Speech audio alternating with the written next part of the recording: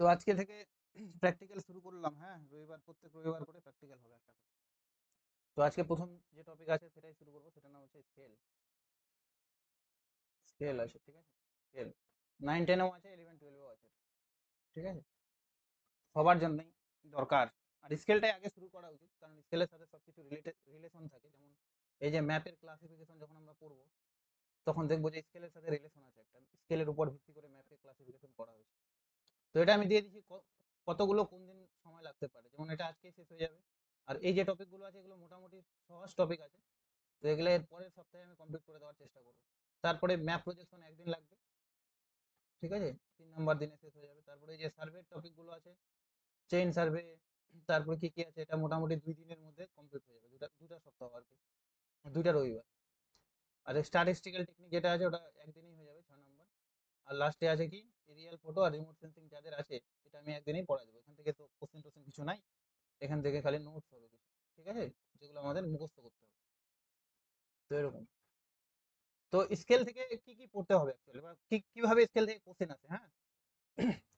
তো স্কেল একটা হচ্ছে কনসেপচুয়াল কোশ্চেন হয়, যে কিছু দিয়ে দিল কোশ্চেন, যেমন আরএফ স্কেলের পূর্ণ মান কি, এই পূর্ণ রূপ কি, অর্থাৎ আরএফ স্কেলের ফুল ফর্ম কি। তো এগুলাকে বলা হয় কনসেপচুয়াল কোশ্চেন। একটা হচ্ছে ইউনিট কনভার্সন আর কি। ইউনিট কনভার্সন মানে হচ্ছে দিয়ে দিল এরকম যে 1 kilometre equal to how many centimetre. এরকম কোশ্চেন হতেই পারে, যে 1 কিলোমিটারে কত সেন্টিমিটার, বা 1 মাইল ইকুয়াল টু কত ইঞ্চ। তো এখানে আমাদের একটা টেবিল আছে, টেবিলটা মনে রাখতে হবে। বিশেষ করে এফপিএস পদ্ধতির যে টেবিলটা সেটা মনে রাখতে হবে, সেন্টিমিটারটা তো সবাই এমনি পারবে।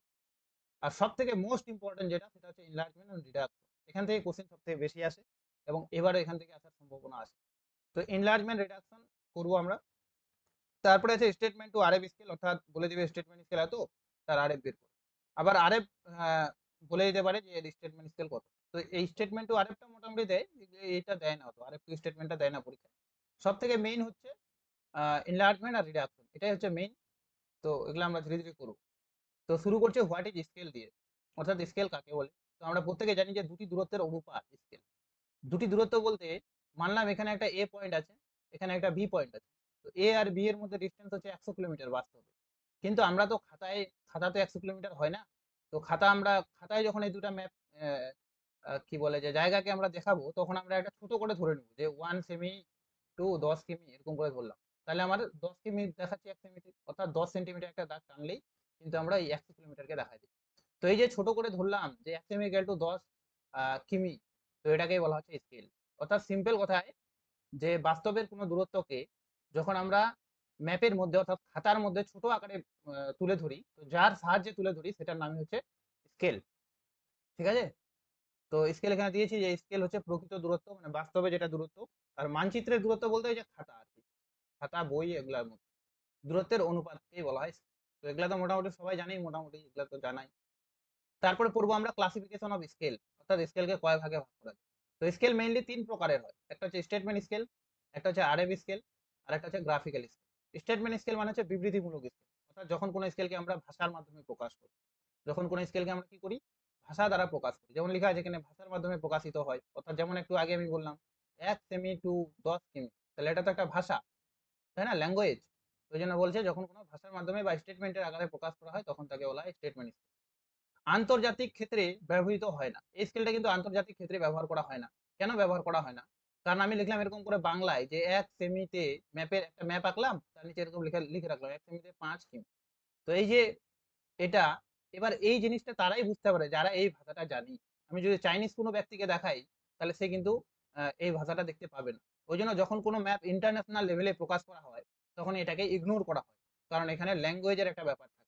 তো ল্যাঙ্গুয়েজগত প্রবলেমের জন্য এটা কিন্তু আন্তর্জাতিক ক্ষেত্রে ব্যবহার করা হয় না।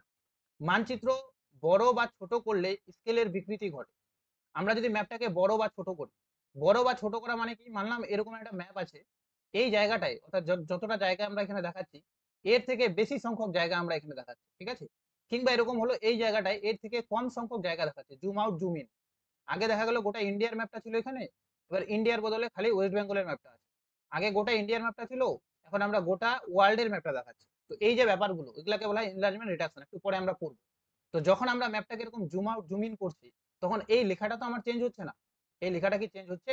এই ম্যাপের নিচে তো আমার 1 সেমিতে 1 সেমি টু 5 কিমি যে লেখা থাকছে, জাস্ট এটা আগে ছোট ছিল, এখন বড় করে দেখাচ্ছে, আরো জুম জুম ইন করলে বড় দেখাচ্ছে, কিংবা আগে বড় দেখাচ্ছিল এখন ছোট করে দেখাচ্ছে। লেটারের ওয়ার্ডের লিমিটটা ছোট হয়ে গেছে, কিন্তু পরিবর্তন তো হয়নি, 1 সেমি তো 5 কিমি তো লেখা আছে। তো ওই জন্যই বলেছে মানচিত্র বড় বা ছোট যাই করি না কেন, জাস্ট ম্যাপের স্কেলের বিকৃতি ঘটে। তো এটা পরীক্ষা আসতে পারে যে কোন স্কেলে মানচিত্র ছোট বা বড় করলে কোন স্কেলে বিকৃতি ঘটে, তাহলে এটা হবে স্টেটমেন্ট স্কেল।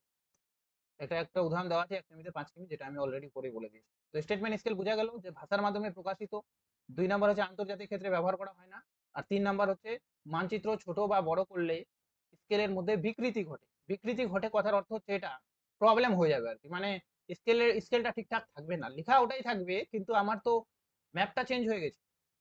নেক্সট আছে আরএফ স্কেল। তো আরএফ স্কেলের ফুল ফর্ম আমরা সবাই জানি, রিপ্রেজেন্টেটিভ ফ্র্যাকশন। রিপ্রেজেন্টেটিভ ফ্র্যাকশন অর্থাৎ ভগ্নাংশ সূচক স্কেল। তাহলে আগেরটা যেমন ভাষার মাধ্যমে প্রকাশিত হতো, এটা কিসের মাধ্যমে প্রকাশিত হচ্ছে, এটা ভাষার ভগ্নাংশের মাধ্যমে, 1:2 সামথিং বা 1/2 এরকম, অর্থাৎ বাইয়ের আকারে কিংবা ইস্টুর আকারে, দুটাই তো একই জিনিস বোঝায়। তো উপরে সর্বদা 1 থাকবে। আরএফ স্কেল আমরা কোনোদিন দেখিনি যে 2:2 সামথিং আছে বা 3:2 সামথিং আছে, এরকম কিন্তু কখনো হয় না। এরকম যদি হয় তাহলে এটাকে কেটে নিতে হবে, কেটে এমন করতে হবে যে প্রথমটা যাতে সর্বদা 1 আসে। বুঝা গেল? তো আরএফ স্কেলে সর্বদা উপরে 1 থাকে। এককবিহীন স্কেল বলে যে কোনো এককে রূপান্তর করা যায়। এবার সব থেকে বড় যেটা সুবিধা, সেটা এর কোনো ইউনিট থাকে না। যেমন আগে আমরা বললাম সেমি, কিমি, এগুলো ইউনিট ব্যবহার করেছি, কিন্তু এখানে কিন্তু কোনো ইউনিট নেই, একক নেই। তো যেহেতু একক নেই, সেহেতু ওটাকে যে যার মতো করে ধরে নেয়। যেমন আমি যদি এরকম করে 1:5 লিখি, তাহলে আমি এটাকে এরকমও ভাবতে পারি 1 সেমিতে 5 সেমি, বা কেউ এরকমও ভাবতে পারে 1 কিমিতে 5 কিমি, কেউ এরকমও ভাবতে পারে 1 মাইলে 5 মাইল। তো যে যার মতো করে ধরে নিতে পারে, সবটাই কিন্তু একই রকম হবে। তো যেহেতু এর মধ্যে কোনো একক নেই, সেহেতু এটাকে কিন্তু বিশ্বব্যাপী ব্যবহার করা হয়, এবং এই কারণে একে বলা হয় বিশ্বজনীন স্কেল। আগেরটা যেমন আমরা দেখলাম যে বিশ্বব্যাপী ব্যবহার করা হয় না, কিন্তু আরএফ স্কেল কিন্তু বিশ্বব্যাপী ব্যবহার করা হয়। তো এটা মনে রাখতে হবে যে কোন স্কেলকে বিশ্বজনীন স্কেল বা ইউনিভার্সাল স্কেল বলা হয়, তাহলে সেটা হবে আরএফ স্কেল। কেন বলা হয়? কারণ এখানে কোনো একক থাকে না, সেহেতু বিশ্বের যে কোনো এককে একে রূপান্তর করা যায়, এই জন্য একে ইউনিভার্সাল স্কেল। মানচিত্র ছোট বা বড় করলে স্কেলের বিকৃতি ঘটে, এটাতেও সেম। এটার নিচেও তো, ম্যাপের নিচে তো লেখা থাকবে 1:5 এরকম করে। এই লেখাটা কি কখনো চেঞ্জ হবে? আমরা ম্যাপটাকে বড় বা ছোট যাই করি না কেন, লেখাটা তো সেমই থাকবে 1:5। তো এই কারণেই বলা হয় যে আরএফ স্কেল আর স্টেটমেন্ট স্কেল দুটার ক্ষেত্রেই কিন্তু মানচিত্র ছোট বা বড় করলে স্কেলের বিবৃতি হয়। যেমন এই যে এই জায়গার ছবিটা আছে একটা স্কেল, তো এখানে লেখা আছে আরএফ 1:80,000 এরকম লেখা আছে। এবার মানলাম এই ম্যাপটাকে কেউ জুম করলো, জুম করলো মানে ম্যাপটাকে বড় করলো কথার কথা, কিংবা কেউ জুম আউট করলো, ছোট করলো, অর্থাৎ ম্যাপটাকে ছোট করে দিল এরকম। তো যেটাই করুক না কেন, লেখাটা তো আর কোনোদিন চেঞ্জ হবে না, লেখাটা তো 1:80,000ই থাকছে। তো এই জন্যই বলা হচ্ছে যে ম্যাপটা আমার চেঞ্জ হয়ে যাচ্ছে, কিন্তু লেখাটা তো ওরকমই থেকে যায়, ওটা তো লেখা। তো এই কারণে বলা হয় এখানে মানচিত্রে কিন্তু বিকৃতি ঘটে। কারো কোনো সমস্যা আছে এটা বুঝতে, কেন বিকৃতি ঘটে বললাম?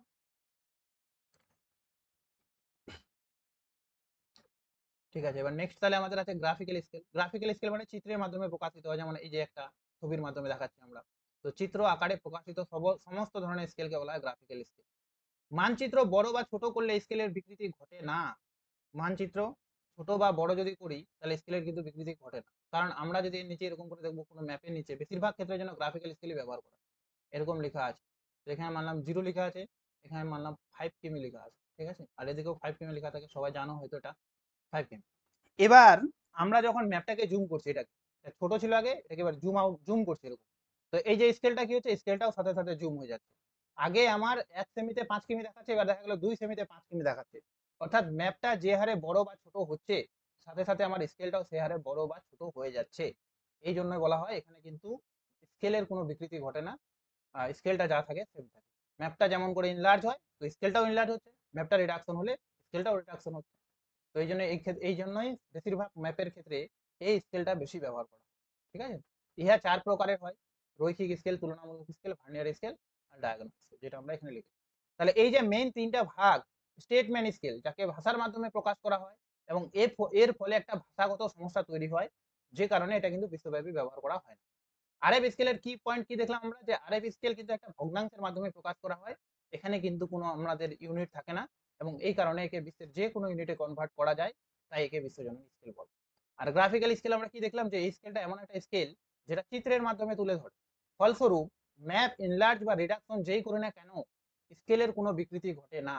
তাহলে পরীক্ষা আসতে পারে যে কোন স্কেলে কখনো বিকৃতি ঘটে না, সেটা হবে গ্রাফিক্যাল স্কেল। ঠিক আছে, এবার এই গ্রাফিক্যাল স্কেলকে যে চার ভাগে ভাগ করা যায়, linear scale, comparative linear scale, diagonal scale আর ভার্নিয়ার স্কেল, এগুলা সম্পর্কে এবার আমরা পড়বো।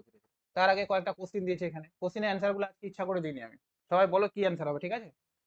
নিম্নোক্ত কোন স্কেলটি বিশ্বব্যাপী ব্যবহার সর্বাধিক? তাহলে এই চারটা স্কেলের মধ্যে কোনটা স্কেল, চারটা পয়েন্টের মধ্যে কি অ্যান্সার হবে,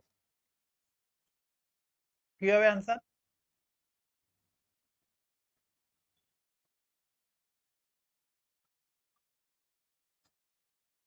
অপশন বি।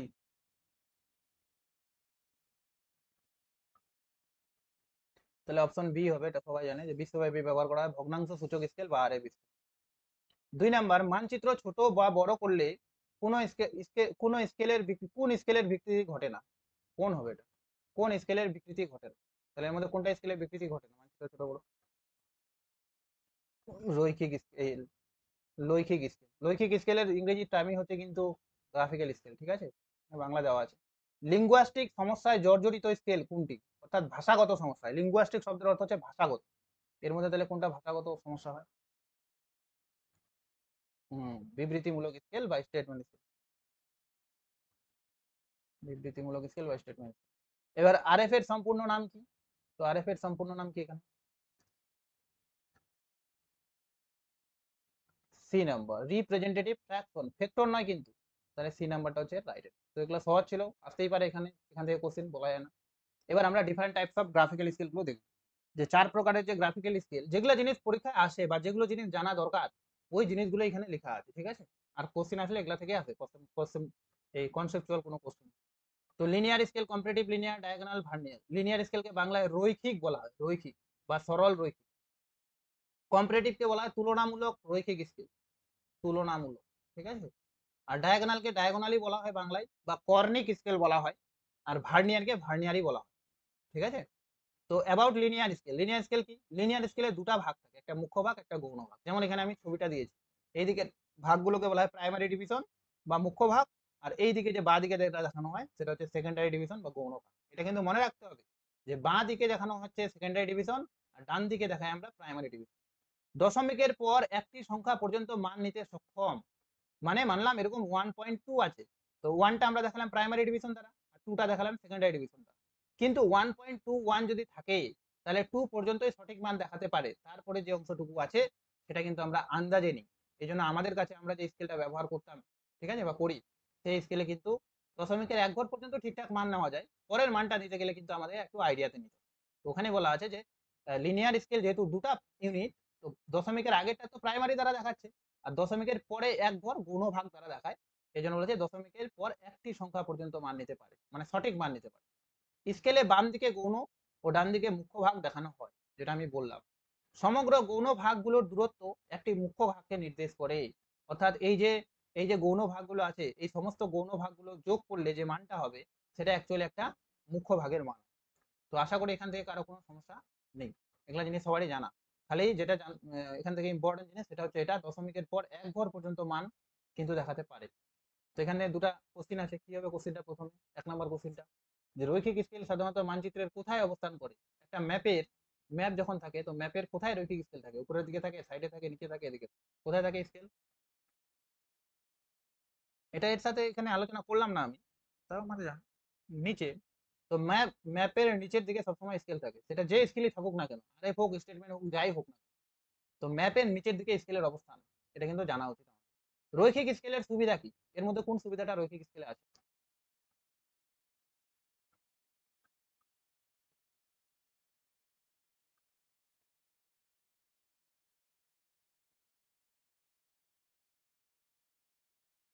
এটা বি হবে, কারণ এটি চোখে দেখা যায়, সহজে চোখে দেখে এবং সহজ বোধ, মানে আমরা দেখেই বুঝে যাবো যে এরকম। কাউকে যদি আমরা বলে দিলাম যে এইটুকু ডিস্টেন্স মানে হচ্ছে 2 কিলোমিটার বোঝাবে, তাহলে একটা নদী আছে এতটা, তাহলে সে আইডিয়া করে নিবে যে আচ্ছা এইটুকু মানে এটা এটা এটা 3টা ভাগ, তার মানে 2 3 6 কিলোমিটার। তো এটা একদম যেহেতু চোখে দেখে হয়ে যায়, তো এটাই এর একটা সুবিধা। যে কোনো গ্রাফিক্যাল স্কিলে এটাই সুবিধা, যে চোখে দেখে বোঝা যায় এবং সহজ বলতো, খুব সহজ আর কি, বাকি যে গ্রাফিক্যাল স্কিল গুলো আছে সেগুলোর তুলনায় অনেক সহজ। এবার আসবো আমরা অ্যাবাউট কম্পারেটিভ লিনিয়ার স্কেল, অর্থাৎ তুলনামূলক স্কেল। তুলনামূলক স্কেলটা কি? তো তুলনামূলক স্কেল যখন আমরা দুটা স্কেলের মধ্যে তুলনা করি, এটা কিন্তু একটা কোশ্চিন, হ্যাঁ, যে আমরা যে স্কেলগুলো ব্যবহার করি, মানে আমরা বাস্তব লাইফে যে স্কেলটা ব্যবহার করি দাগ টানার জন্য, সেটা কি ধরনের স্কেল? তো সেটাকে বলা হয় কম্পারেটিভ লিনিয়ার স্কেল বা তুলনামূলক স্কেল। কারণ এর একদিকে থাকে সেন্টিমিটার আর একদিকে থাকে ইঞ্চ। অর্থাৎ ইঞ্চ তো একটা আলাদা একক, এপিএস সিস্টেম, আর সেন্টিমিটার হলো একটা সিজিএস সিস্টেম। বোঝা যাচ্ছে দুটো আলাদা আলাদা একক একসঙ্গে তুলনা করা যায়, তুলনা করে, এই জন্য এটাকে বলা হয় কিন্তু একটা কম্পারেটিভ লিনিয়ার স্কেল। তো কম্পারেটিভ লিনিয়ার স্কেল কথার অর্থ হচ্ছে ওটাই, যখন আমরা দুটা আলাদা ইউনিটকে, আলাদা ইউনিট মানে একদম সিস্টেমই আলাদা, ওটা একটা কিলোমিটার কিলোমিটার মিটার এগুলা দেখাবে, আর একটা মাইল ফারলং ইয়ার্ড এগুলা দেখাবে। তো তাদের মধ্যে যখন তুলনা করি তখন তাকে বলা হয় তুলনামূলক স্কেল। তো এটা আশা করি সবাই জানি। এবার দুটি রৈখিক স্কেল দ্বারা আঁকা হয়, হ্যাঁ এটা দুটা রৈখিক স্কেলের সাহায্যে আঁকা হয়। দুটি স্কেলের একক আলাদা আলাদা হয়, যেটা বললাম আমি, যে দুটা স্কেল থাকবে, দুটা আলাদা আলাদা একক হবে, দ্বিতীয় বিশ্বযুদ্ধের সময় আবিষ্কৃত হয়। তো এই কনসেপ্টটা, কম্পারেটিভ লিনিয়ার স্কেলের কনসেপ্ট অ্যাকচুয়ালি উঠে আসছিল দ্বিতীয় বিশ্বযুদ্ধের সময়। দ্বিতীয় বিশ্বযুদ্ধের সময় আমরা জানি গোটা বিশ্ব দুটা পক্ষে বিভক্ত হয়েছে। তো মানলাম এটা একটা এ পক্ষ ছিল এরকম, এটা একটা বি পক্ষ ছিল। এবার মানলাম এদের কাছে সেন্টিমিটার ব্যবহার জানতো এরা, আর এরা হচ্ছে ইঞ্চ ব্যবহার করতো, কথার কথা। তো ইঞ্চ তো আমরা জানি 1 ইঞ্চ মানে 1 সেমি থেকে একটু বড় হয়। তো এরা যখন এদের ম্যাপটা নিচ্ছে, এরা যখন এদের ম্যাপটা নিচ্ছে, তখন এরা সেন্টিমিটারকে ইঞ্চ ধরে ব্যবহার করছে এবং সেই হিসাবে মিসাইল ছুটছে বা বোমা ফেলছে। তো বোমাগুলো তাদেরকে ওভারটেক করে চলে যাচ্ছে, কারণ এদের তো ছোট স্কেল, আর এরা ফেলছে বোমাটা ওখানে না পড়ে দূরে চলে যাচ্ছে। আবার এরা যখন ব্যবহার করছে ব্যাপারটা, তখন এরা কি ইঞ্চটাকে ছোট ভাবছে, যে ইঞ্চ যেটা এটা তো সেমি হিসাবে ধরছে আর কি। তখন এরা বোমাগুলো ফেলছে অত দূর যাচ্ছে না, তার আগেই পড়ে যাচ্ছে। তাহলে এখন দেখছে যে ব্যাপার কি, তো তখন তারা দুটা স্কেল নিল, যে এরা ইঞ্চেরটা নিল, সেন্টিমিটার নিল, এবং পাশাপাশি বসালো, বসায় তুলনা করলো, করে দেখলো আচ্ছা আমরা যেটা 1 সেমি যেটা বলি, 1 ইঞ্চ অ্যাকচুয়ালি তার থেকে একটু বেশি, এটা আলাদা একক। তখন আসলো কম্পারেটিভ লিনিয়ার স্কেলের একটা ব্যাপার। তাহলে এটা আমাদের জানা উচিত কোন বিশ্বযুদ্ধের সময় কম্পারেটিভ লিনিয়ার স্কেল আবিষ্কৃত হবে, মানে কনসেপ্টটা উঠে আসে। তো দ্বিতীয় বিশ্বযুদ্ধের সময় আসে। আমাদের ব্যবহৃত স্কেল হলো এক ধরনের তুলনামূলক স্কেল। বললামই আমি যে আমরা যেটা স্কেল ব্যবহার করি সেটা কিন্তু একটা তুলনামূলক স্কেল, কারণ তার দুদিকে দুটো আলাদা আলাদা একক থাকে। কিন্তু যদি কোনো স্কেলের একদিকে খালি সেন্টিমিটার থাকে আর নিচের দিকে যদি কিছু না থাকে, তাহলে সেটাকে কিন্তু আমরা কখনো তুলনামূলক স্কেল বলবো না, সেটাকে আমরা একটা রৈখিক স্কেল বলতে পারি। একে যৌগিক রৈখিক স্কেলও বলা হয়। যৌগিক রৈখিক স্কেল এই জন্য বলা হয় কারণ যেহেতু দুটা রৈখিক স্কেলের ভিত্তিতে একে উপস্থাপন করা হয়। এবার কম্পারেটিভ লিনিয়ার স্কেল অ্যাকচুয়ালি 4 প্রকারের হয়, যেখান থেকে কোশ্চেন আসতেই পারে বলা যায়। খালি ছোট করে আমাদের জানতে হবে মেইন বেসিকটা কি, তাহলেই। তো কম্পারেটিভ লিনিয়ার স্কেল 4 প্রকারের হয়। কি কি? একটা হচ্ছে একক স্কেল বা ইউনিট স্কেল, একটা হচ্ছে সময় স্কেল বা টাইম স্কেল, পদক্ষেপ স্কেল বা পেস স্কেল, আর আবর্তন স্কেল বা রেভলিউশন স্কেল। ঠিক আছে? তো একক স্কেল কি? একক স্কেলটা অ্যাকচুয়ালি আমরা কলেজ লাইফে করে আসছি, বাকিগুলো কিন্তু আমাদের সিলেবাসে থাকে না। তো একক স্কেল কি? যখন আমরা দুটো একক, আলাদা এককের মধ্যে তুলনা করব, যেমন একটা কিলোমিটার আছে আর একটা মাইলে আছে। কিলোমিটার আর মাইলে যখন আমরা তুলনা করতাম, তখন সেটাকে বলা হচ্ছে একক স্কেল, দুটা এককের মধ্যে তুলনা। তো দুটা ভিন্ন দূরত্বের এককের মধ্যে তুলনা করলে সেটাকে একক স্কেল বলা হয়। ঠিক আছে? এবার হচ্ছে সময় স্কেল। সময় স্কেলটা কি? সময় মানে, মানলাম একজন ব্যক্তি 1 ঘন্টায় কতটা যাচ্ছে। সাউন্ড প্রবলেম, সাউন্ড প্রবলেম হচ্ছে কি কারো?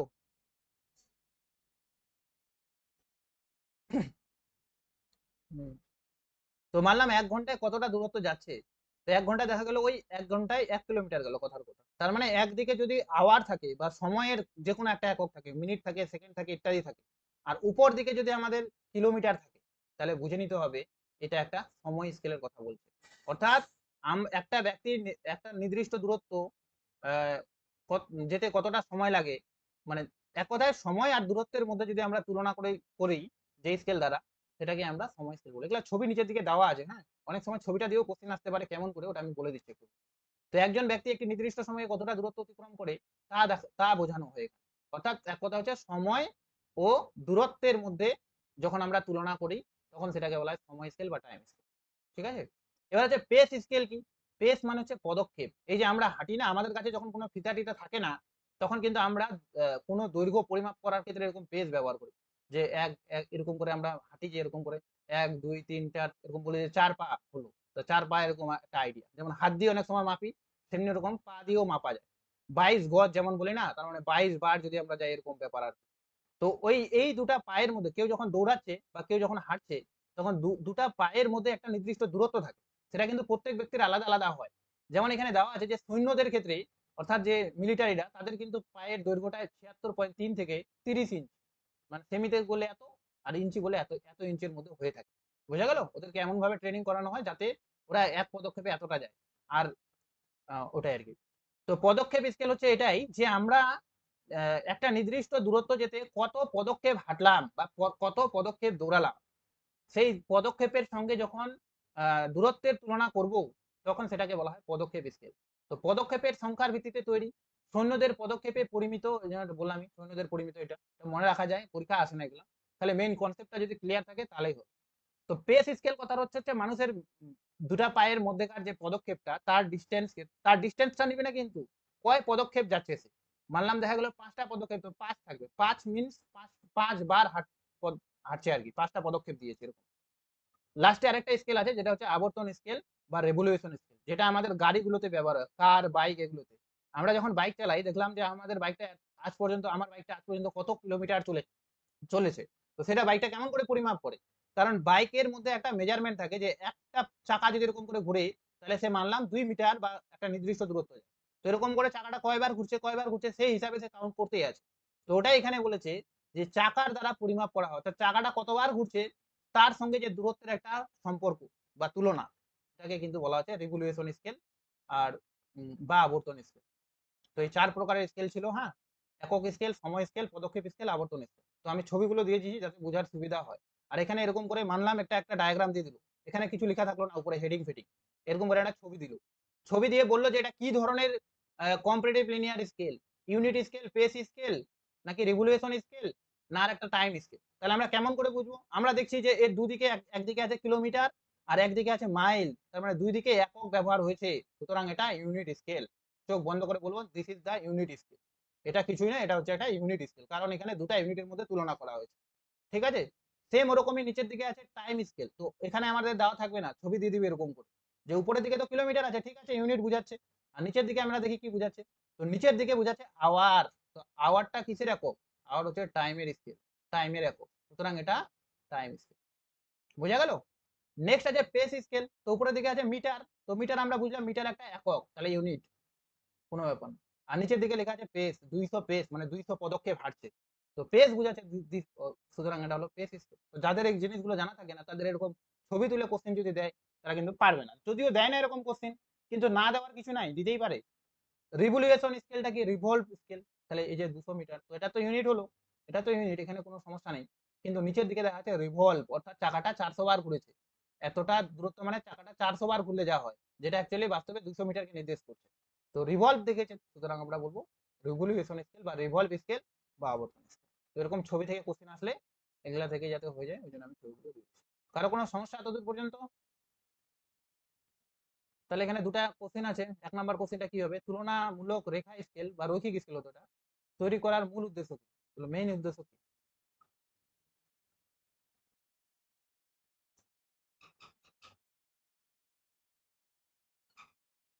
গেল লাইন, এবার নেট তো চলে যাবে।